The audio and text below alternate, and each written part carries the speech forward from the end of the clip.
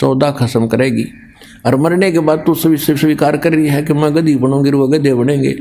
सारी भी इज्जत की ठेकेदारी बन रही है अपनी इज्जत रखने के लिए। तो यह सब की बुद्धि भ्रष्ट हो रही है पुण्यात्माओं। अब इतने में इंद्र आ जाता है और आके कहा कि हे बंद नवाज, आप जीते हम हारे, इंद्र की गद्दी प्राप्त करो। मार्कंडेय ऋषि कहता अरे इंद्र का राज मेरे लिए तो काग की बीट है, मुझे नहीं चाहिए ये।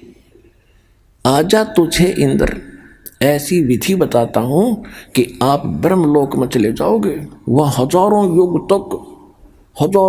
तक और मौज करोगे, बहुत लंबा समय है। अब इंद्र क्या कहता है कि महाराज जी फिर देखेंगे, तो मौज करने दे। पुण्यात्मा सबकी बुद्धि पर पत्थर पड़ गए। अब आप किसी व्यक्ति मित्र को जिसने समय पर टूक मिलते हो, अच्छी पोस्ट हो, थोड़ा बहुत धन हो, सामने घुट्टी लगा ले, तो उसको जाकर आप यूँ कहो कि भाई चलो भक्ति कर लो, ऐसे हो जाएगा वैसे हो जाएगा। और फिर ज्ञान तो आपको पता ही है कि गधे बनेंगे, कुत्ते बनोगे। तो कहता फिर देखेंगे तो मौज करने दे। फिर के देखा गधा बने पास तो कुम्हार देखेगा, कर्म मारेगा, लठ तेरा 2.5 मन का बोरा धरेगा। देखना अब देख मूर्ख, ज्ञान सुन समझ और छोड़ बुराई ले, नाम भक्ति कर भगवान की। अब देखना है, फिर क्या देखेगा। तो ये इंद्र का बीमारी, वो राज ना छूटे, गुट्टी ना छूटे, वो ठाठ ना छूटे, वो जी फिर देखेंगे। अब कुछ दिनों के बाद इंद्र फिर आया। मार्कंडेय ऋषि एक चींटियों के कीड़नाल को देख रहा था। चींटियां कोई दूर जा रही थी, कोई दूर जा रही थी, वहां बैठा था काफी समय से।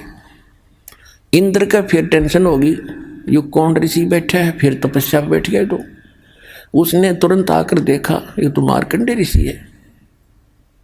मार्कंडेय ऋषि से पूछा महाराज क्या देख रहे हो चींटियों में। मार्कंडेय ऋषि बोला कि मैं ये देख रहा हूं कि इन चींटियों में कितनी चींटियां कितने बार इंद्र की पदवी प्राप्त कर चुकी हैं। कि चींटियां और इंद्र की पदवी, हाँ जी।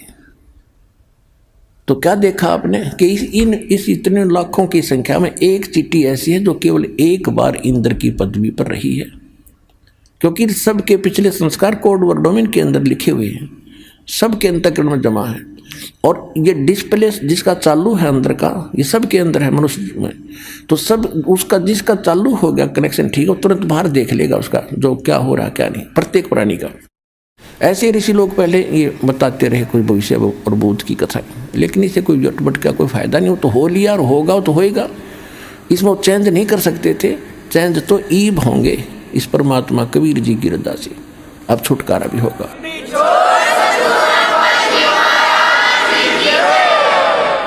तो इंद्र का पसीने आगे कि एक बार ये सब चींटियां भी इंद्र रही हैं, कई बार, एक की बार की बात छोड़, और फिर भी बुद्धि में ना आई। तो पुण्यात्मा ये खेल समझना। अब क्या बताते हैं कि इंद्र कुबेर ईश की पदवी ब्रह्मा वरुण धर्मराया, विष्णुनाथ के पुर को जाके तू फिर भी वापस आया।